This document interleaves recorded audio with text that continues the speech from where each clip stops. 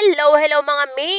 Welcome na naman sa panibagong araw ng buhay ko bilang isang full-time mom! Hi, bilis ng transition! Natulog na at napatulog ko na si baby. Sisimulan ko na ang aking gawain for today's mini vlog!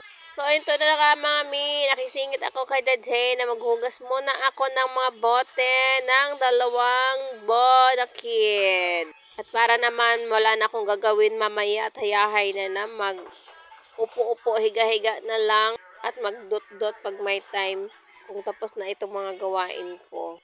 Ang dami kong hugasin ngayon ng mga bote ng 2 kasi nga nagsabay-sabay na di ako nakapaghugas. Kahapon, ibabad ko lang siya. So, ito tambak ang aking hugasin ng mga bote ni baby.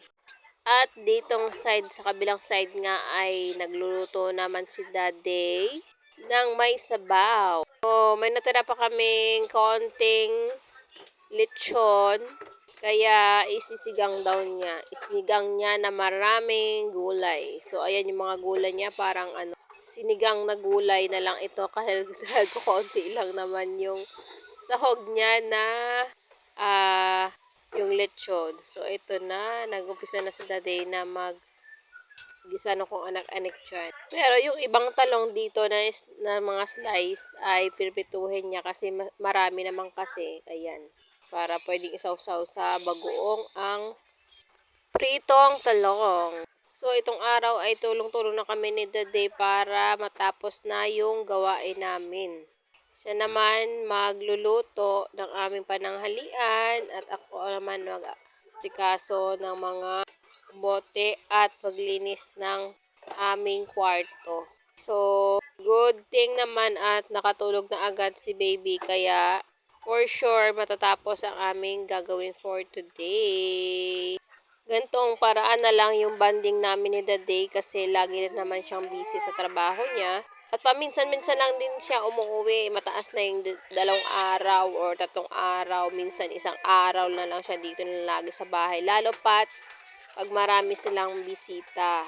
So, minsan din niya nakakauwi sa off days niya. Solong-solo ko naman lagi lahat yung trabaho dito. Luto, paligo ng mga bata, alaga, paglilinis, at anong-ano pa dyan. Sa awa ng Diyos, malakas pa rin naman. At kinakaya, syempre, kailangan natin kayanin para sa mga bata. Ayan. At ayan na nga, piniprito na ni Daddy yung yung talong para makaluto na siya ng sinigang. Sinigang na gulay. Dahil puro gulay at konti lang ang sahog. Okay rin naman yan, makakain kami ng gulay. Nakakapag-gulay lang talaga kami. As in gulay na gulay. Pag dito si Daddy sa bahay. Dahil merong namamalengke para sa amin. So, ayan. Pinagluto niya kami ng gulay. Bukod sa malunggay at ayan. Panay malunggay kami dito. Kahit yung capsule ko na iniinom ko, meron akong malunggay capsule kasi niinom. Ayan, puro malunggay talaga. Pampa, gatas, alam nyo na, para kay baby sa ating pagpapa-breastfeed.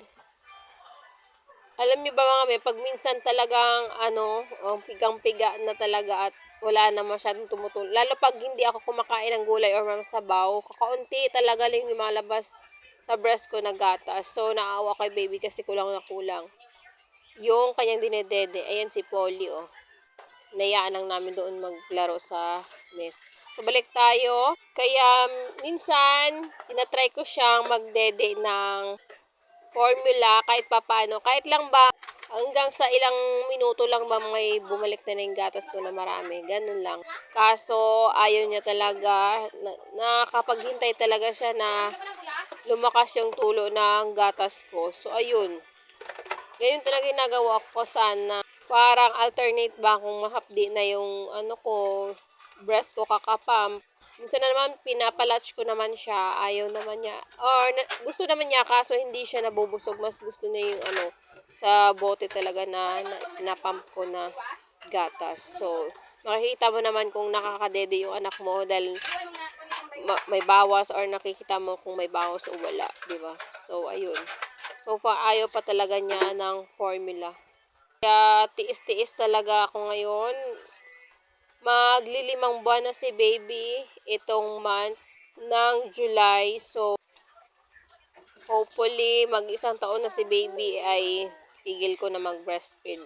Pero sa isip ko, hanggat may gatas ako, magpa-breastfeed pa rin sana ako sa kanya kasi naawa ako sa kanya. Mas maganda naman talaga yung breastfeed yung anak. Kahit magkasakit yung anak mo, ay hindi masyadong malala. Yan naman ang notice ko sa dalawang anak ko. Itong kay Polly, tsaka ito kay baby bunso. Sipon, ubo, or lagnat, saglitan lang yan. Hindi siya lumalala. Malaking pasalamat ko na yun sa Panginoon na ganun yung sa kanila dalawa. Dahil doon kay dati kay kuya, grabe yan magkasakit. Halos buwan-buwan or weekly na lang siguro siyang nilalagnat mga ganyan. Kaya nga sabi ko noon ayaw ko na magkaanak ulit. Dahil na-phobia na ako. Pero wala akong magawa na nasundan talaga kahit hindi mo gusto ibibigay sa'yo. Kahit pasalamat ko naman kahit papaano, yang naman sila sa aking breastfeed. Kasi kay kuya noon, tinatry ko talaga mag-pump, wala talagang tumutulog. Ganun pala talaga. Kailangan mong tiisin. Mga ilang araw pa pala lalabas yung milk mo. Abutin pa siya ng 3 to 4 days bago may tumulong gatas. Dapat mayat maya ang iyong pagpapump. Sa gayon, tuloy-tuloy yung tulo ng milk. Ganun yung mga sekreto. Then, nanonood ako mga vlog ng mga nagba-breastfeed. Ayan, kaya natututo na rin naman ako kung paano magpalabas at kung ano oras tutulo yung gatas mo na marami. Basta, more on water ka talaga, sabaw or gulay, makikita mo talaga yung resulta niyan, dadami talaga yung gatas mo.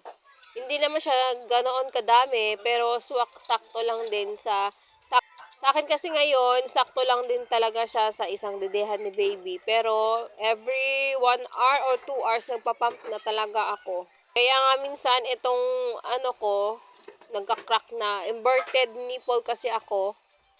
Kaya talagang minsan nagka-crack na talaga. So, tapos na kami magluto. Tapos na si Daddy magluto. Inisin ko na tong lamesa namin para makakain na kami. Alam niyo ba, may sinusulit ko dito talagi si Daddy ng siya pinapagluto ko para naman patikim ako ulit ng luto niya. Kasi dati, nasanay akong lagi yan siya ang nagluluto. Ngayon, namimiss ko naman syempre na ako naman ang paglutuan niya. Pero, mas gusto niyang ako naman minsan paglutuan ko naman siya. Syempre, 'di ba? Lagi na lang yan fast food pag doon sa trabaho. Kain sa labas, yan. Hindi na nakapagluto kakain ng lutong bahay. Paminsan-minsan na lang din. So, ayan. Kita niyo naman yung batang. So, ito na mga ito yung luto ni Daday, oh. Tingnan niyo. Puro gulay. Puro gulay. As in gulay. Parang lang siya. Laswa lang siya na nilagyan ng karne ng baboy. O, diba? Ganyan lang siya. So, ayan kanin ni Kuya. That's it for today, mga me. Thank you for watching. God bless!